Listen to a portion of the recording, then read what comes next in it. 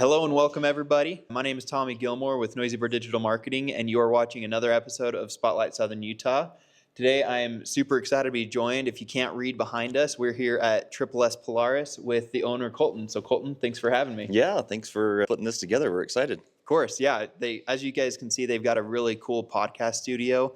If this is your first time tuning in, you guys are going to be a little spoiled. Usually my setup's a little less fancy. But every week we talk to a new business owner here in Southern Utah, and I'm super excited to learn a little bit more about Triple S. So yeah, we're excited to share. Again, thank you for the opportunity. Yeah. Talk to me about how you got started with Triple S. What was the process like? Did you have any businesses before this, anything like that? Sure, yeah. So I came down to Cedar City in 2007, just after high school, and fell in love with the area, the mountains, the community. I'm from a small town in northern Utah called Morgan by Ogden or Layton area, if you're familiar with that. And it was very similar, lots of mountains, but everything's private. So that was new to me coming down here, seeing everywhere that I could go, the things that we could do, and go rabbit hunting or whatever the case may be. I left on an LDS mission shortly afterwards and then came right back and started working for Triple S in 2011 under Jack and Susie Hubble. They were the original founders of Triple S Polaris.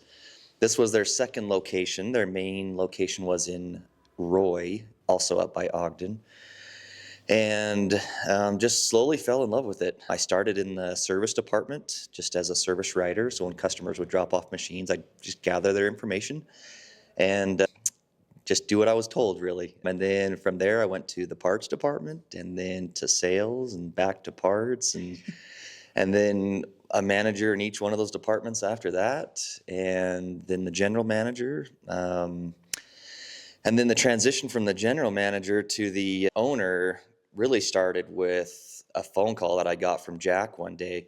I had contemplated what my next step was after the GM. Like, all right, do I continue to work here? Do I see what's on the horizon? So I applied for a corporate position in Minnesota. Polaris is from Minnesota. And little did I know that Polaris will actually call the owner of the dealership and ask for their blessing to consider them for employment. So I get a phone call from Jack one day saying, hey, I kind of want to talk to you about something. I got an interesting phone call.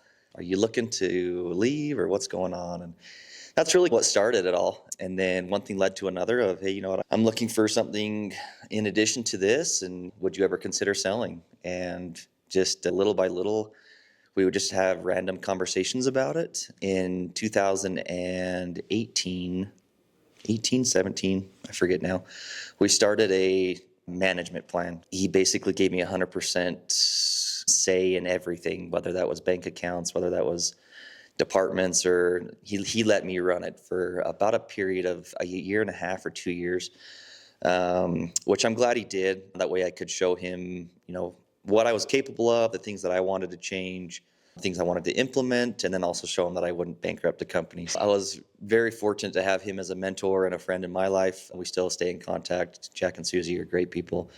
So yeah, and then in 2018, 19 area, we moved over to this new facility here where we're at now. And yeah, we're the sole owners of it. And the joke is it owns us. It very much consumes our life, but we love it. That's awesome. Yeah. So I love the idea that you're bouncing around for a while. You're not really sure where it's going. And then it sounds like almost some hard conversations had to be had eventually of, hey, like it was probably uncomfortable to go into the office feeling like, oh crap, he knows what I'm feeling here, right? But it sounds like it became a good thing. Yeah, and I've learned throughout the years, and there's a saying that Polaris has, which I love, is reasonable people have reasonable conversations.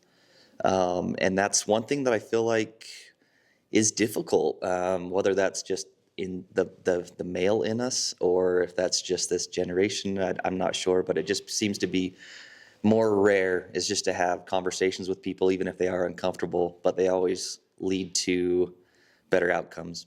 Yeah, totally. I'm a big believer in if something's bugging you, you have to speak your mind a little bit, especially in business. Yeah. Even today, I got on a phone call. I got a little frustrated with a client that I'm working with, and I said, hey, I'm feeling a little frustrated right now. Can I say what I need to say on it? Right.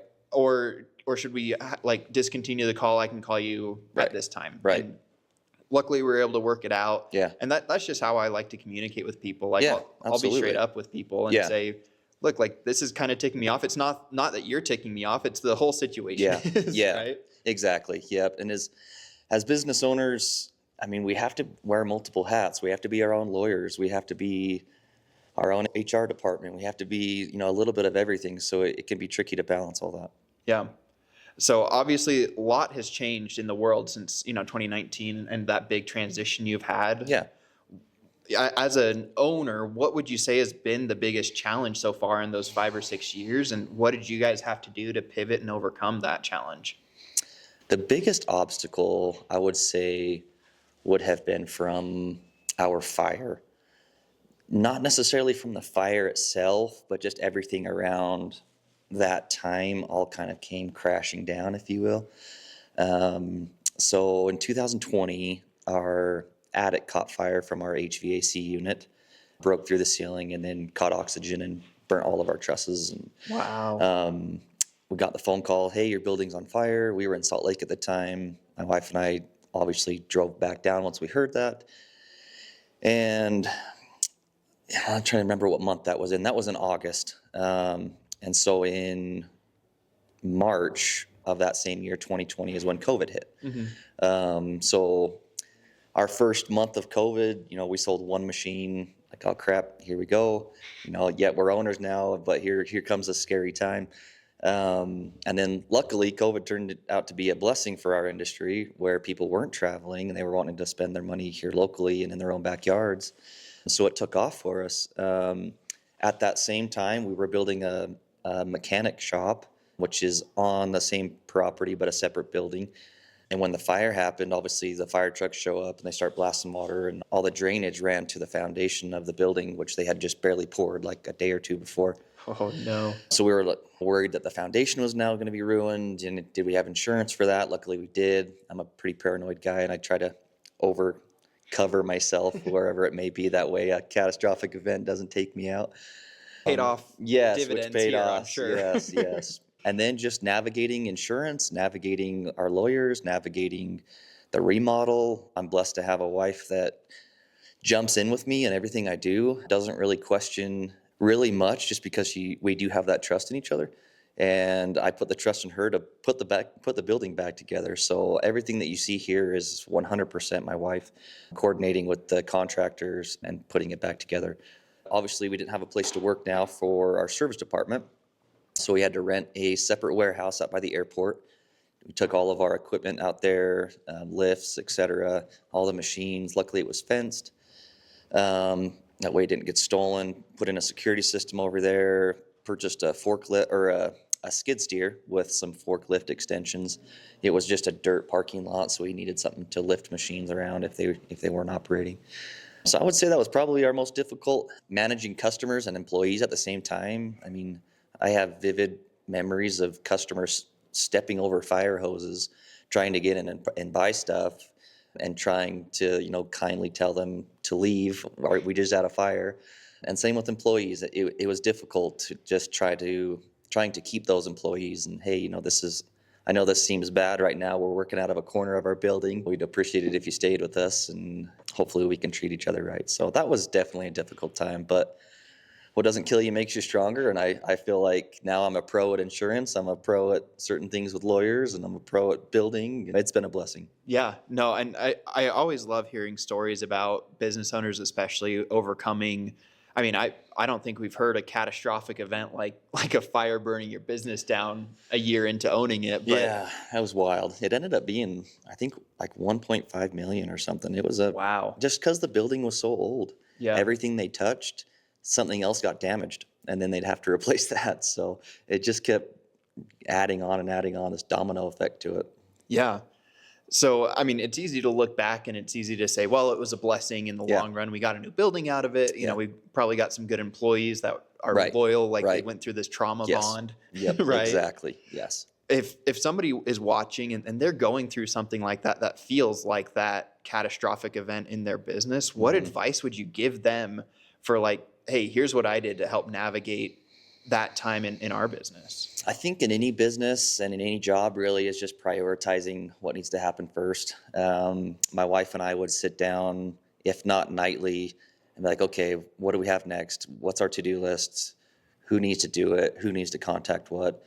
I also have to give a big shout out to the people that were helping us. I mean, even down to our electrician, Barney Brothers here in town, they were so good to us. They were here every single day.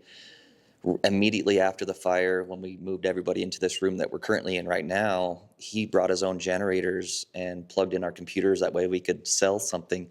So definitely adds to the spirit of the community here in town and really what we're willing to do for each other. Totally. Yeah. So I'm hearing, one thing at a time. You're not going to tackle it all, but Yeah, exactly. divvy it out, tackle it one bit at a time. 1% at a time. Yep. And then also relying on the community around you, right? Like Yes. that doesn't happen overnight either. But as a business owner, I really believe that like there's so much strength in networking. That's one of the reasons I run this Absolutely. podcast Absolutely. is because I love just sitting down with other business owners, learning about them and building my network selfishly a little. Yes. We try to give back to the community where we participate in events and sports and, whether it's a parade down Main Street or whatever the case may be. So I'm grateful that was reciprocated in our time of need. Totally.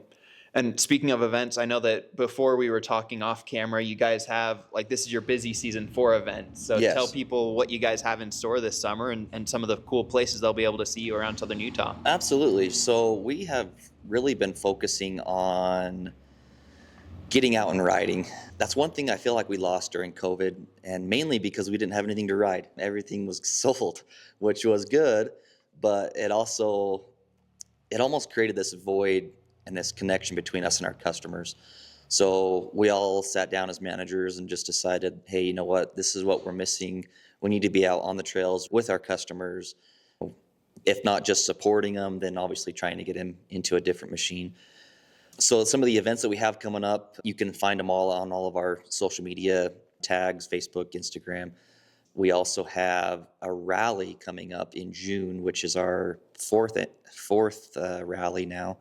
It first started with the Chamber of Commerce here in Cedar City. They, quite frankly, just didn't have the manpower for it.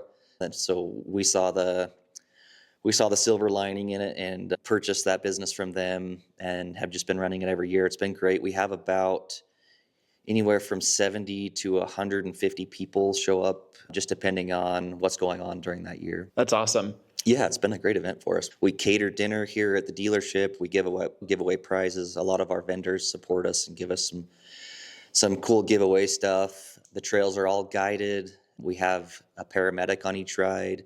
We bring a mechanic on each ride. So it's really just a safe and fun way to get out on the trails if you're new to the industry or new to the sport, or if you want to go with a group. It's always safer with other people when you go, so we highly recommend that. That's awesome. So if people are wanting to stay up to date on stuff like that, are you guys putting that on social media, Facebook? We are, yeah. So on our Facebook and Instagram, we do post periodically of what rides are coming up. We also have a newsletter that we send out twice a month. Sometimes it can be about what's going on here just at the dealership. Sometimes it can be sales. Sometimes it can be services or even rides like we've been talking about. So definitely follow us on our social handles. Yeah, so it's really people that are interested in outdoors. You don't necessarily have to be into ATVs, off-roading Absolutely. ATVs, all those. It's a lot of events in the community. It's opportunities. Just think if you're outdoorsy at all, it's a great opportunity for you to learn more about the community, get out a little bit more, and maybe learn a more expensive hobby down the road. Yeah, and just like you said, it's a good way to network. It's a good way to know who's in your community and what they like. And we've met some really fantastic people, whether they've been in the military or whether they come from a different background or ethnicity or whatever the case may be. It's a good place to all get on the same page, enjoy one thing, get outdoors, and just get involved with the people that live here. That's awesome. So so follow them on social media. I'm going to put the handles in the description so that way it's easy for them to follow. Thank you.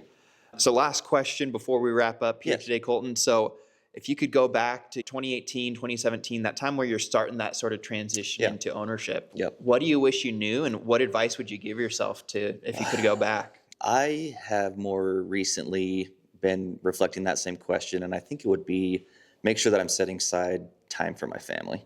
As business owners, it can, like I said, be completely consuming.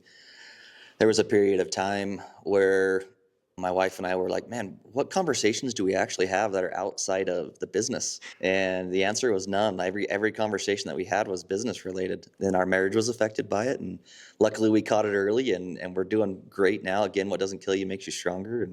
And yeah, she's my partner in all this. So definitely set aside time to spend with your family, and make sure that when you are spending time with your family, you're actually being present. You're not on your phone. You're not on your, watching TV. So.